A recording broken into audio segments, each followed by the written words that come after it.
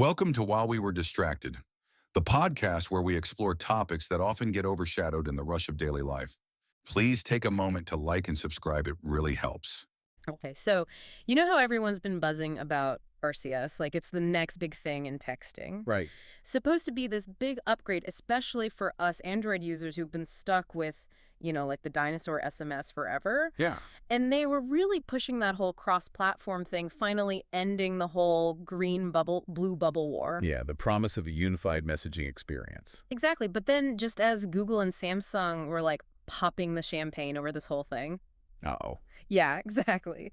The FBI drops this like bombshell warning about security, and suddenly everyone's like, wait a minute. Yeah, the timing of it all was pretty interesting, right? Like in November, Google and Samsung are practically doing a victory lap, touting RCS and how user-friendly it is and all these cross-platform possibilities. Then boom, December hits. And the FBI issues this warning about cyber attacks, specifically saying our phones need strong encryption. And that's the irony, right? Like RCS was supposed to be the more secure option. Exactly. It was supposed to be this big step up, but now it seems like the FBI is saying, hold on, not so fast. Okay, so to understand why this is such a big deal, we need to like break down what the FBI actually meant by responsibly managed encryption. Right, because that phrase is key. Yeah, what are they even talking about? Essentially, it implies that law enforcement wants a way to get into our encrypted messages, even if they're locked up with end-to-end encryption. Okay, so for those of us who aren't, coding wizards, what exactly is end-to-end encryption? So think of it like this. Your messages are in a box, and only you and the person you're texting have the key. Okay, got it. No one else, not even the company running the messaging service, can get in. That's end-to-end encryption. It's become like the gold standard for secure messaging apps like WhatsApp and Signal. Use it by default. So basically the FBI is saying they want a master key to open all those boxes, even if it weakens the whole system. Yeah, that's the gist of it. And this is where RCS gets a little shaky. While it does have some encryption, it's not as strong as those dedicated messaging apps. Plus, this whole thing brings up huge questions about privacy. I mean, do we really want to sacrifice security just so someone might be able to peek into our messages? Right. It's like this balancing act between safety and privacy. Exactly. And what's crazy is that now Apple, the company that's usually seen as more privacy-focused than Google. Right. Everyone thinks of Apple as the privacy guys. Exactly. Now they're the ones ahead of the curve on this whole encryption thing. Yeah, it's a total role reversal. Yeah. Apple actually used to give backdoor access to iMessages if law enforcement had a warrant, but they shut that down when they started offering full iCloud encryption. Wow. So now if you choose to encrypt your iCloud data, not even Apple can see your iMessages. And all this is happening right as the Forbes article we have points out, just as Google is trying to convince everyone that RCS is the answer to our messaging prayers. Yeah, it's almost comical. But their approach seems kind of like cobbled together, Yeah, it does feel a bit like an afterthought, especially compared to Apple. It's like they were trying to play catch-up and just slap some encryption on top without really thinking it through. Yeah, that's a good way to put it. Apple built iMessage from the ground up with security as a core principle. It just works seamlessly with their whole ecosystem. You know, secure messaging, even secure calling through FaceTime. Right. Google's approach to RCS, on the other hand, feels like they tacked it on at the last minute. Okay. And the Forbes article actually points out that this encryption only works in very specific situations. Right, it's not across the board. So, like, if I'm texting between an Android and an iPhone using RCS, my messages aren't actually end-to-end encrypted. Not necessarily, no. Yeah. And that's where the whole misleading part comes in. Right. Which brings us to John Gruber, the tech blogger, who was also mentioned in the Forbes piece. Nice. Gruber. He didn't hold back. He straight up called Google's messaging security shamefully misleading. Because, Google claims that conversations are end-to-end encrypted in their Play Store description, but that's only true sometimes. In very specific scenarios. So most people probably assume all their messages are safe when they're using Google Messages. And that's just not the case. And the thing is, it's not just tech blogs freaking out about this anymore. Mainstream publications like Reader's Digest and Phone Arena are now warning people about RCS, especially for cross-platform texting. Yeah, it's gone mainstream. Phone Arena even points out that while iMessage gives you those clear visual cues like blue bubbles for secure messages with Google Messages, you have no clue how safe your conversation actually is. Yeah, no way to tell. So it's become a real headache for Google, this whole security thing. Totally a mess. So here we are with this supposedly better messaging system that might not be as secure as they said, a concerned FBI calling for access to our encrypted messages, and Apple suddenly looking like the privacy heroes. It's quite a situation. Where do we even go from here? Yeah, that's the million-dollar question. And it brings us to some important takeaways for you, the listener. If you're really worried about message security, you might want to think about switching to a more secure platform altogether. You mean like ditch RCS? Potentially, yeah.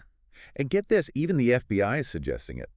They're actually recommending people use apps with strong encryption, which basically means ditching RCS for something like WhatsApp or Signal. Wow, so the agency worried about encryption is telling us to use apps that prioritize it. It's a strange world we live in.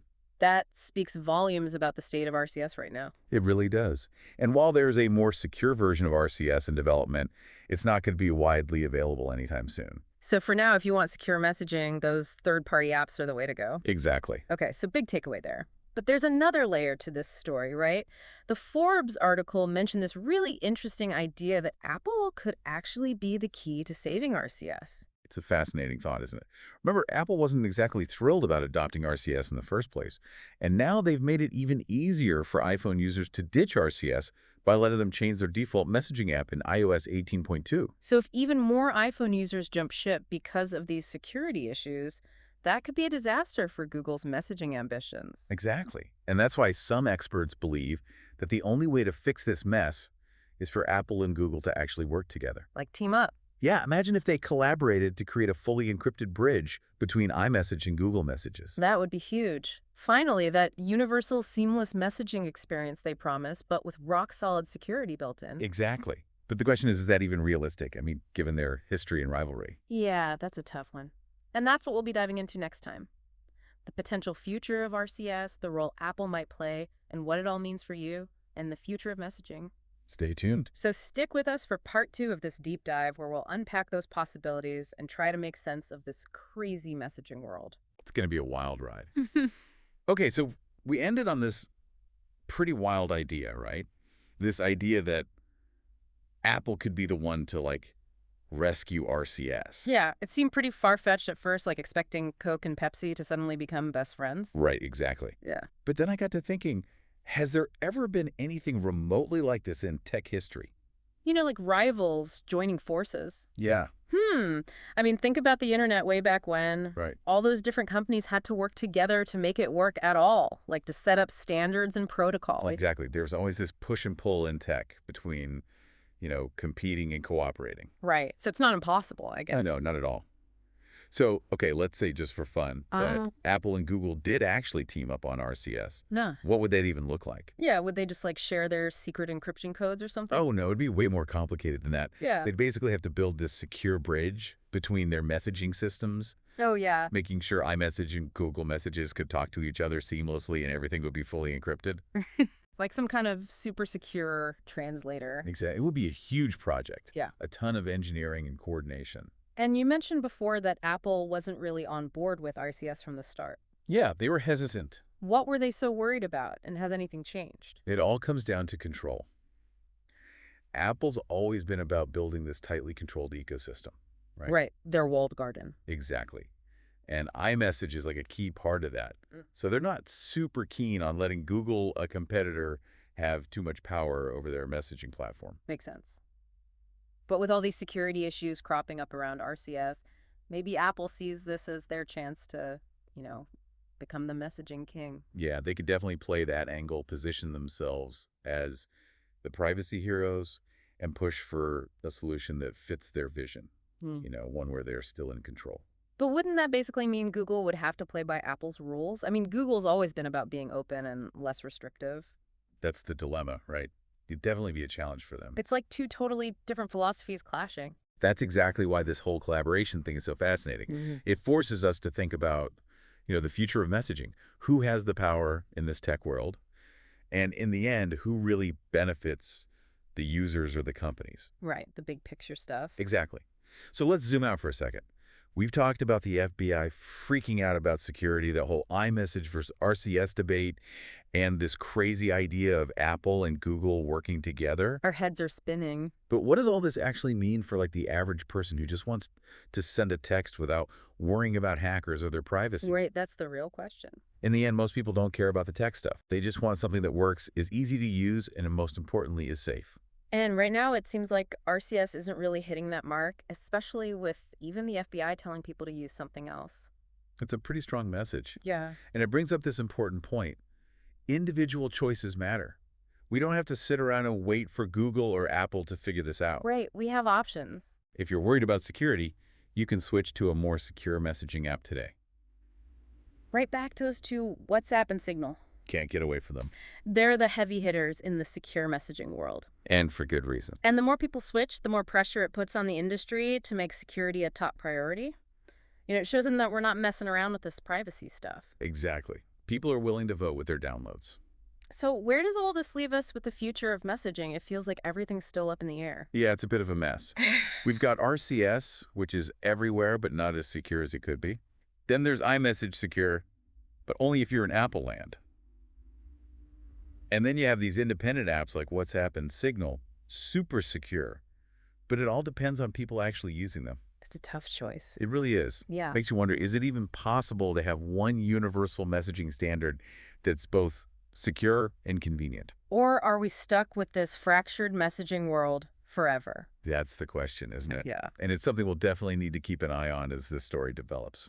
For sure. So we've spent all this time talking about RCS, the FBI, and Apple, and all these different messaging apps. A lot to unpack. Yeah, and it seems like we're kind of at a crossroads right now with messaging. I mean, RCS was supposed to be this unifying force, bringing everyone together with better security. Yeah, the great unifier. But it kind of fell flat right out of the gate. Yeah, stumbled a bit. And then you've got iMessage locked in its Apple-only world. To the walled garden. And all these independent apps like WhatsApp and Signal, each with their own strengths and weaknesses. It's a classic tech problem, isn't it? Yeah. The desire for a simple universal solution butting up against the reality of competition and, security concerns and just plain old user habits. Yeah, and let's be honest, most people aren't going to get into all the technical details like we have. Not everyone's a techie. They just want to text their friends and family without worrying about, their messages being spied on or their privacy being invaded. Absolutely.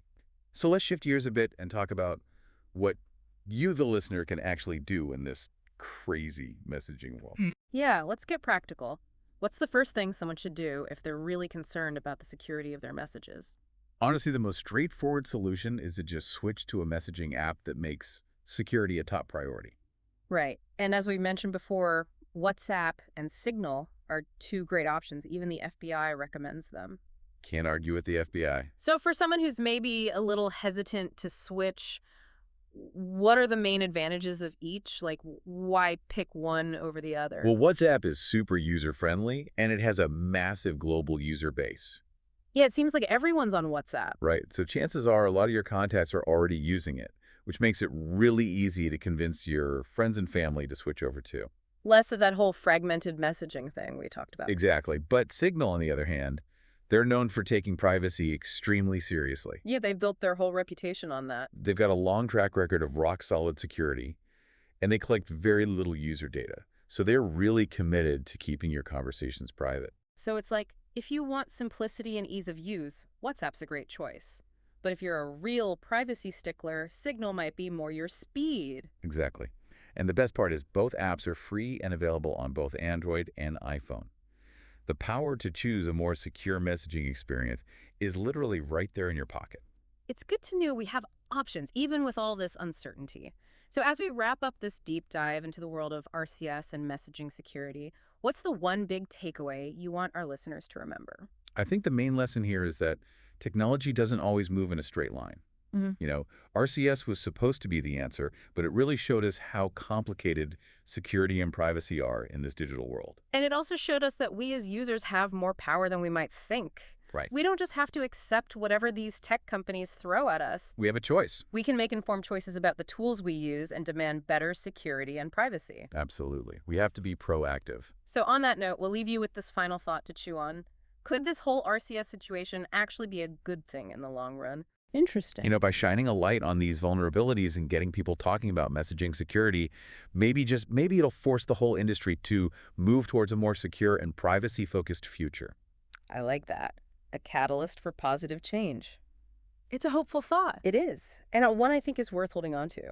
Thanks for joining us on this deep dive, everyone. Until next time. Please take a moment to like and subscribe. It really helps.